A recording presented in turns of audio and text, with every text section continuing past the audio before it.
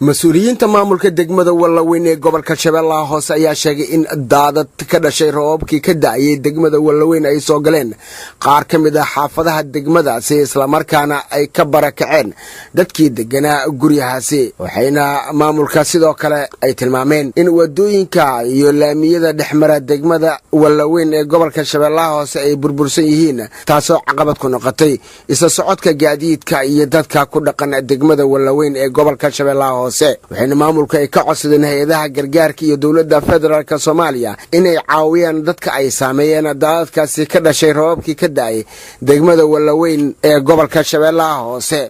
gudoomiyaha degmada Wallaweyn ee gobolka Shabeellaha Hoose Isaaq Maama Caliyo ayaa ka hadlay daadadka ka dhashay roobka ka da'ay degmada Wallaweyn ay saameyn ku yeesheen dadka wuxuuna ka codsaday hay'adaha samafalka iyo dawladda federaalka Soomaaliya inay la soo gaaraan gargaar bini'aadanimo dad tabaryar guriyaalkooda aadumay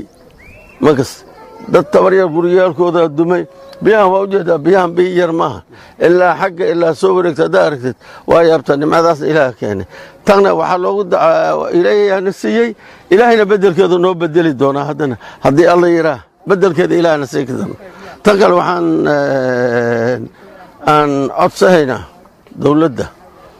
dawladda weyn ilaaha weyn iyo wasaaradda arrimaha gudaha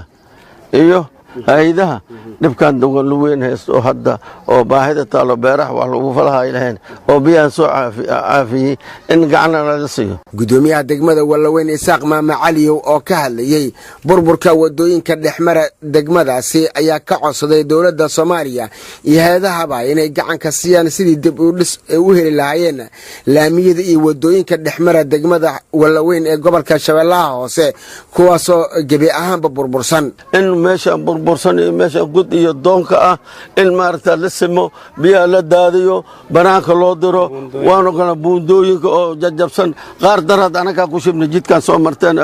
afgooy iyo warmahan dhaxdooda baaburan beledowga cid uga soo qaanay laba baabura ku dhacday baabur Ugandesa maarta meesha ku gadoomay intaas waxa way nin noo soo gurmada meel dawladda oo gacanta dheer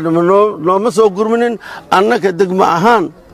aan dhagax aan aruuriyaan ku shubnay waxaan ka rajaynaynaa dawladda waxaan ka rajaynaynaa wasaaradda arrimaha gudaha waxaan ka rajaynaynaa hay'adaha waxaan ka rajaynaynaa maaragta intii oo mas'uul oo meesha mudan in gacan laga siiyo jidka in la sameeyo degmada dhexdeeda dhooqadan laga baxo dadka ku dhaqan degmada Wallaweyn ee gobolka Shabeellaha Hoose ayaa ah dad beeraley iyo xoolo dhaqata kuwaasoo xilligan ku mashquulsan wax soo saarka tacabka beerahooda Muuse Cusmaan Abtow telefishinka qaranka Soomaaliyeed Muqdisho